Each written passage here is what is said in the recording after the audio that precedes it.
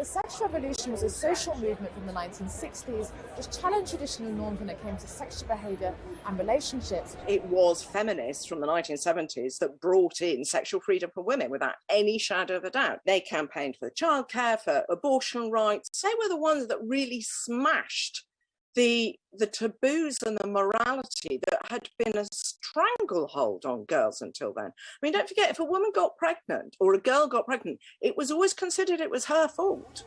But did the sex revolution come at a cost? Hand in hand with the liberalisation of attitudes to sex, saw the expansion and industrialisation of pornography. This has brought concerns about its impact on sex, gender, intimacy, commitment and relationships. The thing about pornography, the key thing you really have to remember is that it's bought, and the women participating, they have been paid. You can't buy consent. The cash is the coercion. It's a survival decision made by girls and young women. Sex has always been monetized in one way or another. The old way of doing it was to find a rich man and settle down. The new way is to sell sex or to open an OnlyFans channel or to sell porn. Firstly, we've just hit an inevitable point in our human development where porn is the thing that happens. Like, this was always going to happen. Like, once you get people able to share images with each other at this rate, you know, this is the way that we're built. So to me, it's more of an inevitability, and something that I find is something that obviously we want because we're doing it. I personally really enjoy it. I was raised very religious and very conservative. And for me, this feels like the ability to express myself in a way that was really not allowed. Porn had a lot of positive impacts over the people who grew up before the internet, in particular young gay people and trans people and that kind of thing, for the first time got to experiment with their sexualities in private and find out that there were other people who had similar sexualities to them. This debate has been impacting the porn industry. A New York Times report accused Pornhub of being infested with child abuse and rape-related videos. And OnlyFans, a content subscription service popular with sex workers, banned sexual content and then reversed its decision under pressure. Pornhub, just like Facebook, just like Twitter, just like Google, has a problem that people will create and upload abusive content, and it has exactly the same problems in taking it down. The difference is this is an attack on the porn industry and on sexual freedom that comes from the religious right and the radical feminist left. Regardless of what Pornhub did, they will be attacked over and over again. Pornography, it's kind of taxonomically divided into racial groups, so that black girls are pictured in pornography in one way, Asian girls in another way, white girls in another way, and so it goes on. It is the most conservative and restrictive and prohibitive and proscriptive industry there could be in the way it treats women and girls. It is a weapon of inequality. It is how we keep inequality fixed, because you've got one sex for sale, available for sale if you like, and the other sex is the master. Do you understand why stigma or shame is used? I mean, could it be argued that it is an important tool to kind of regulate social boundaries if anything goes or if there are no limits, and people may not be able to really understand what their boundaries are? Stigma and shame, we need to be able to ask questions that allows us to find a demarcation line of what is right or wrong, morally acceptable within that particular circumstance. Because I think people like to see things in black or white. The legislation that affects sex workers also affects the general public. I don't think people really understand that the censorship that exists around sex work and certain types of bodies will impact the rest of society eventually and in some very profound ways. It's not just because we're all connected. Everyone has the right to a liberated sexuality. It's part of our well-being. It's part of having a good mental health, is having a strong sense of your own sexuality and what you want and your desires and all of those things. I wanted to find out what the generation, particularly those born since the 1990s who have inherited the legacy of the sex revolution, thought about these issues. And so I sat down with some young people to find out their perspective. But I think there are some aspects of porn for women which could be liberating, to sort of see that there are things you can do, there are things that you probably didn't know about, and it kind of gives you an opportunity to kind of have that look into what that could be like and explore that. There are reports of young girls complaining about the fact that they don't like, sex being choked and make them prudes or stuff like that. That is actually a sign that society is kind of like veering towards the other direction. There are no boundaries anymore, and if you don't feel like you can push through, then you're the one who's wrong. Because sex is slammed in our faces constantly, I think that just makes it a little bit boring. Do you feel like society is better when it comes to attitudes to sex and sexual freedom than your parents' generation? Do you think that things have genuinely improved? I think yes and no. I mean, in some senses, the external constraints and kind of stigma around, especially women having the sex they want when they want, has, I think, definitely improved. Certainly superficially in terms of the attitudes that people are supposed to have. Now a lot of women kind of see the pill as something that's not liberating anymore.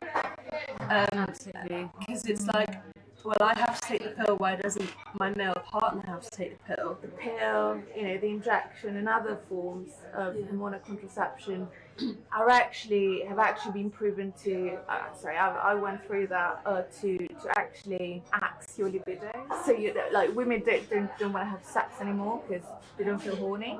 So yes, I think that there's also kind of like chemical reason to why less women want to have sex.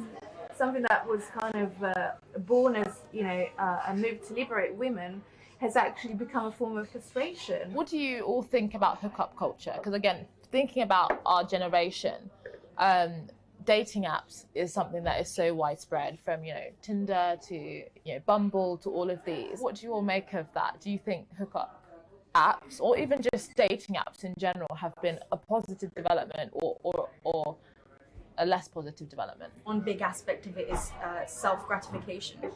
So a vast majority of women that sign on to Tinder don't even intend to meet up with the people that they swipe right to. They're just there just for the swipes, and it's gratifying to see a list of people that think that you're physically attractive, and that's about it. That's as far as it would go. The hookup culture and dating apps and the like they've definitely made it harder. Because again, it's kind of this decoupling of sex from intimacy, and I know that really worries me. I know a few people who've had long-term relationships from Tinder and found the person from Tinder because unfortunately they don't go out their house and meet people the way that maybe they traditionally did. Do we need to have more rules?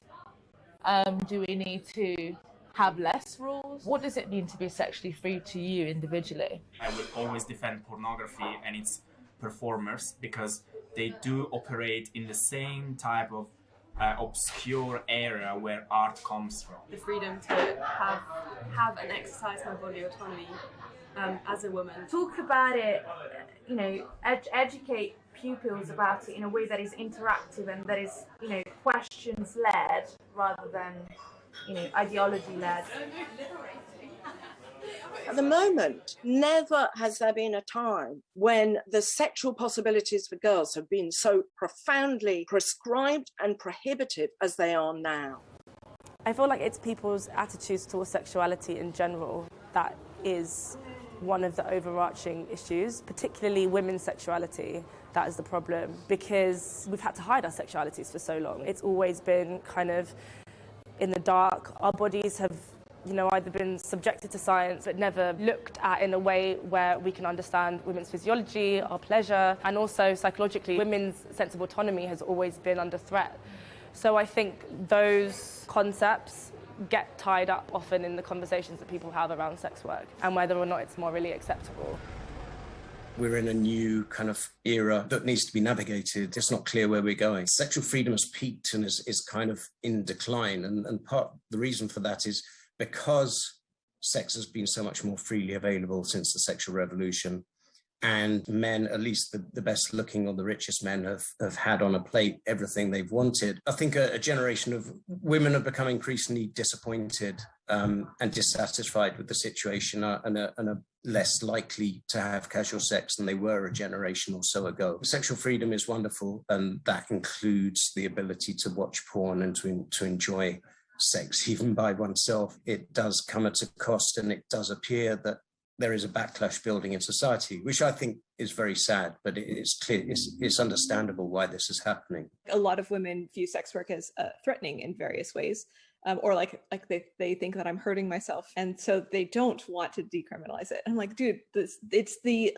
legalness of it that is in fact hurting me. I had one client assault me for in-person sex work, and I couldn't go to the police about it. And so it's like this sort of thing I wish women could work together on. Be like, hey, like regardless of your stance on sex work, like we both recognize that like you as a free person deserve to be able to make choices and be protected from harm in pursuing the kind of life you want.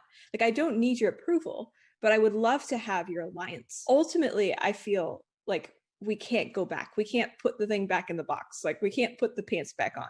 Like society has gone too far to go back to the old sexual norms that we used to have. You have to figure out a new way to go forward. And that's largely the criticism that I have of a lot of people who are critical of sex work.